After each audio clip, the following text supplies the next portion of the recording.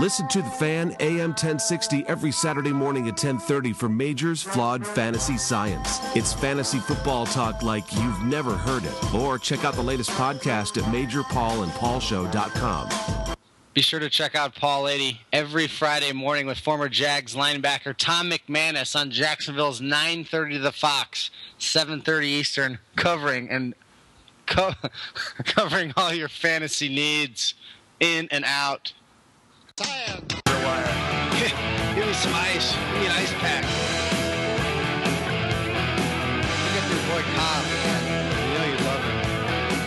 Oh, yeah, Paulie. That was a great pickup by you. What pickup? That Cobb guy from Green Bay, who I said would never do anything ever again after week 1, who you clamored to pick up. It's true. I grabbed him for 1 week to see if he would do anything on my bench that week. He didn't, and that was the end of it. No harm, no foul. Relationship over. Yeah. That's how you have to do it in the fantasy world, people. This is the Major Paul and Paul Show, MajorPaulandPaulShow.com, Joe Horn's Bayou 87 Barbecue Sauce, JoeHornBBQ.com. We're about to talk to Joe. Paulie. We are.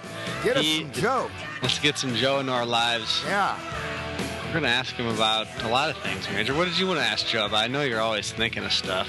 Yeah, I want to talk to him about Mike Vick's injury and whether or not he felt like, if he's spoken to Mike, if he felt like Mike had all of his wits about him in the second half there on Sunday. I want to talk to him about some of the other developments, maybe, what he thinks of a guy like Aaron Rodgers, and if he'd have been able to play with a guy like him, what sort of numbers he could have put up, because he just doesn't. Little dial tone. Something's happening. I want to ask him about that Saints game. It was score fest. Your call has been forwarded to an automated voice message. Joe Horn. Joe Bam. Is not a... We'll give him another couple minutes, see what's up. But yeah, what tight end are you talking about? Casey. Yes. I looked at him. I was like, "Who is this guy?" And I take a look at him. He's listed as RBTE. He must be a fullback. I saw that. But I've never seen that. I've never seen someone listed like that. I believe he went to Rice. Rice, indeed, 5th-round pick in 2009, right there in Houston. Houston boy. Rice is nice.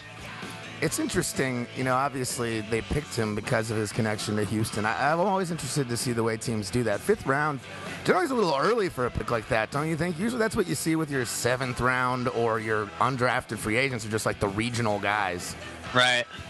So I guess he rushed for 11 yards in that game, and that's enough for Yahoo to list him as a running back at 6'3", 243. Maybe they want to avoid the controversy a few years ago when Marcus Colston was a rookie and was listed as a tight end, even though he was obviously a wideout, and dudes were cheating the system by starting him at tight end and doing well. I don't remember that, but that sounds awesome. I wish I would have been able to do that. Oh, it happened. Well, it's kind of reverse here because, so you can start him at running back. Great. He's going to rush one time. Yeah. So it doesn't really do anything for you. And that reminds me, too, last year Joe Webb was listed as either a wideout or running back in addition to being a quarterback. So in that game against the Bears, if that wasn't the last game, it was close to the end there of the season, you could basically been running 2 quarterbacks in a league where you were only allowed 1, and you would have still gotten quarterback points. Yeah, that's interesting. I didn't even notice that. You don't remember that either. I would have liked to have done that. You would have. The wire. You're so unscrupulous in your life. You would have definitely done it. Well, unscrupulous. It's within the rules. You would have played for the Raiders. That's right. So you ain't cheating. This was the last game of the year. So he went 20 of 32 for 145 and an interception. He ran for a tud, though. I remember. He ran for 35 yards on 5 attempts, no touchdowns. Oh, well. He did? Are you sure? Yeah, he scored touchdowns in each of the 2 previous games. That must be what you're thinking of. Yeah. Rushing touchdowns. Rush. Remember that Paul Abdul song? Rush. All that Color Me Bad we listened to for days. Yeah. So, it's just gotten to me. It's all these 80s tunes are just jumping out of my skull. That's good. Rush. I don't know what the words are. They're not good. Listen to your friend Billy Zane. It's cool, He's dude. a cool dude. We may be overusing that phrase lately, my friend. I'm just throwing it out there. I love it, though.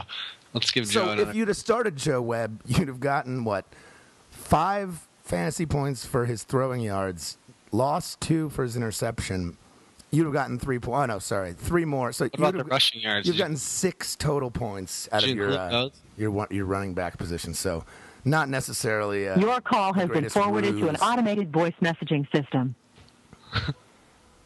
Joe Horn. Joe Horn. I love hearing that. Let's just see how many times we can hear it today. So far, we got 3.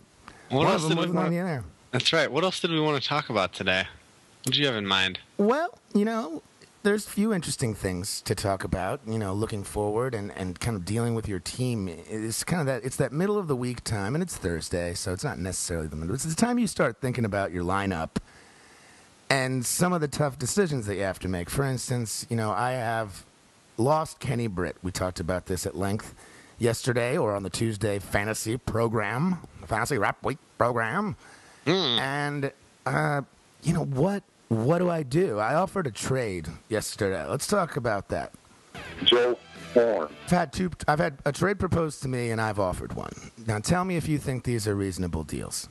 This one I'm not going to take. It's Snooky's wet dream, the guy out of Pottsville. Pottsville, PA. Yeah, he offers Antonio Gates, who has done nothing so far this season, but... Nothing. Isn't that interesting? For some reason, I thought about that when I woke up this morning. I don't have him on any of my teams in the 8 leagues I'm in, but I thought, man, what a disappointment. Well, this team's manager did point out that when he's watched the games, he thought Gates looked a little overweight. So I took a look in on Sunday in that Kansas City San Diego game. Is he? Is he overweight? That doesn't look very... He's got a little stomach on him, almost like an offensive lineman, and usually he is quite the Adonis, so... There may be something to that, and that may speak to the way San Diego's offense kind of sputtered last week. Who knows what was going on there against a defense who's already lost its best player.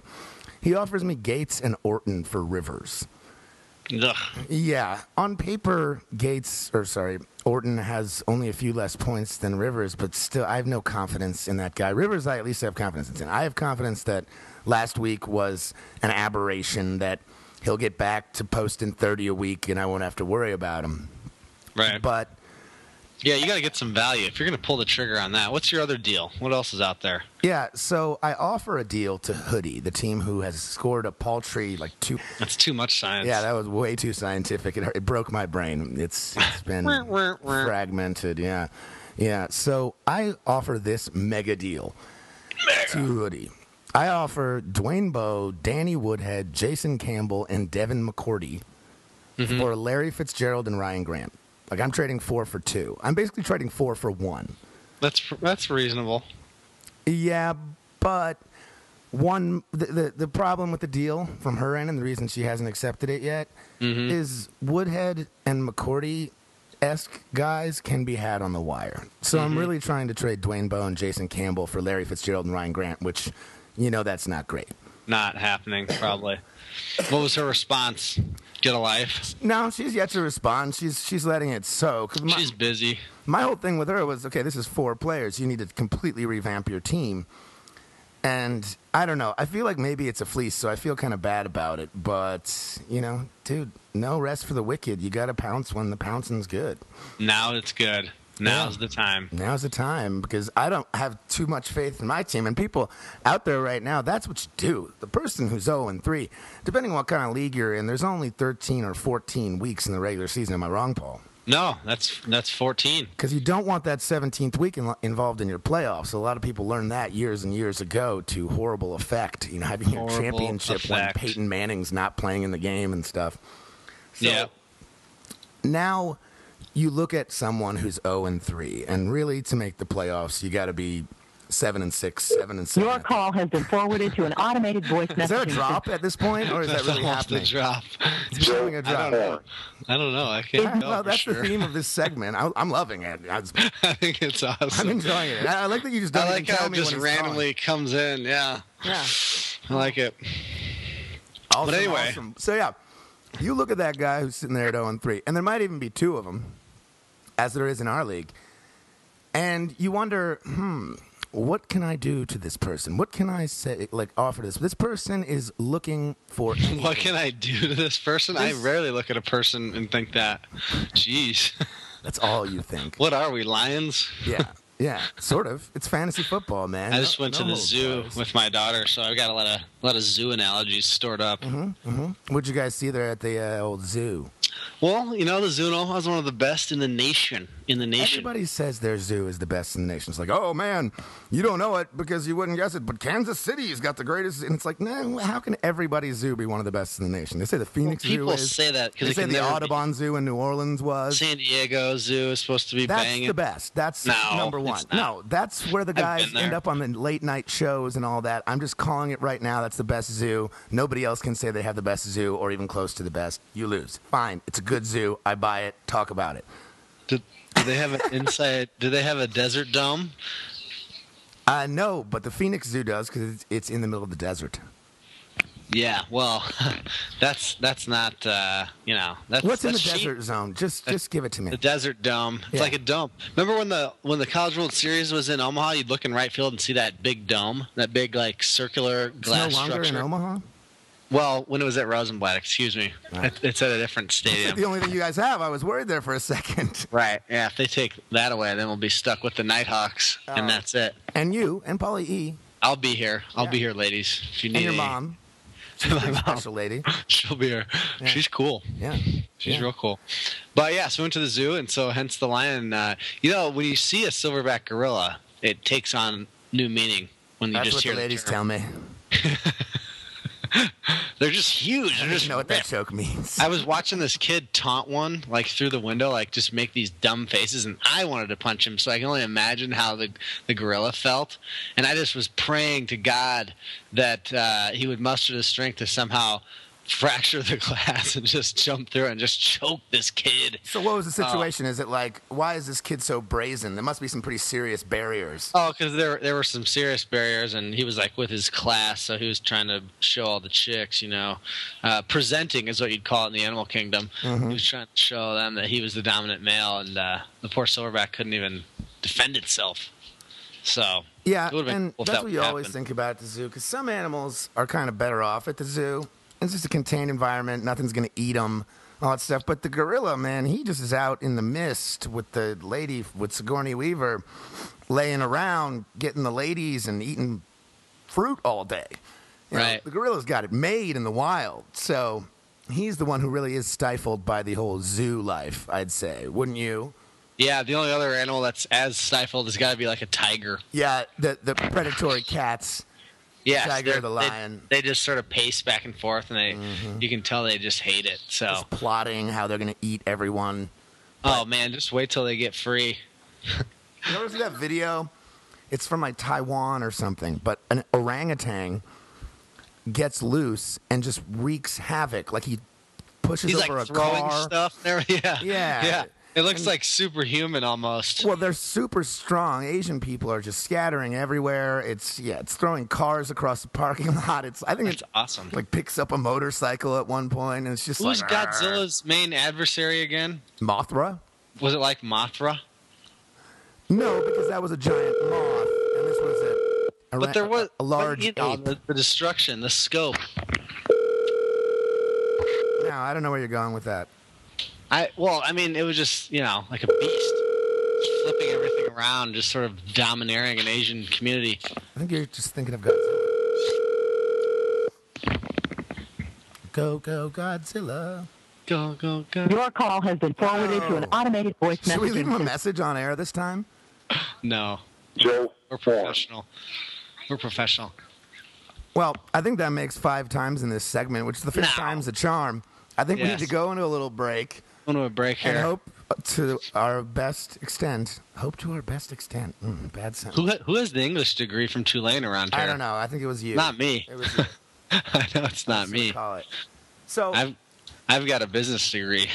no, you don't. Monkey College, business. you talked about Monkey it business. It sounds made up. There's no University of Nebraska of Omaha. That's just like your You know house. what's messed up is they hired Trev Alberts, former Nebraska stud, former first-round pick of the Colts, bust as a defensive player, as a linebacker. They hired him as the athletic director. The first thing he did was give the football and wrestling programs the death penalty, remove them, boom, out of here. And it was a shame because the UNO's wrestling team was just coming off of a national title, and the football team was always hanging tough. So it's kind of ironic. Was the football team 1AA?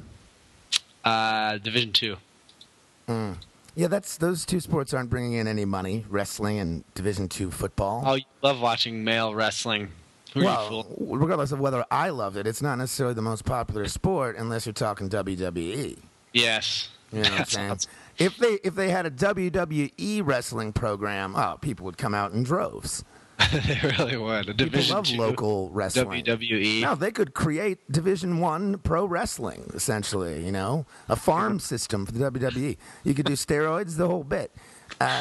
Or maybe it's that you can't do steroids. You have to learn how to be good without steroids. And then when you graduate, and then when you get called up, do the steroids, yeah. You do them until your heart explodes. So that doesn't make me sound feel good. That's what happened. That's what happens, Major. Yeah, those guys. Kill or be killed. Oh, man. I grew up going to the same gym as the Ultimate Warrior. And the guy just looked like he was going to pop at all times. And I think he's alive still somehow. So the trainer's son, who was like 21. Was he like the guy in every gym that you go to that's like benching and making way too much noise? Yeah. And he's always worn a tank top. And he didn't have like the shards of T-shirt tied around his biceps, but he might as well have. You know, obviously everyone knows who the Ultimate Warrior is. He's the craziest looking guy of all time. And what happened was the reason he left the gym, it was my trainer had to leave the Ultimate Warrior's gym.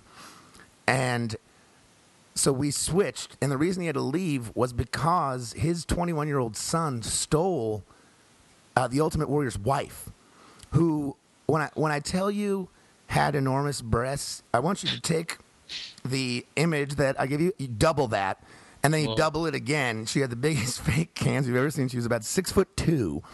I mean, she just looked like who would be married to the Ultimate Warrior. You just described Brigitte Nielsen, coincidentally. That would be what pretty close, except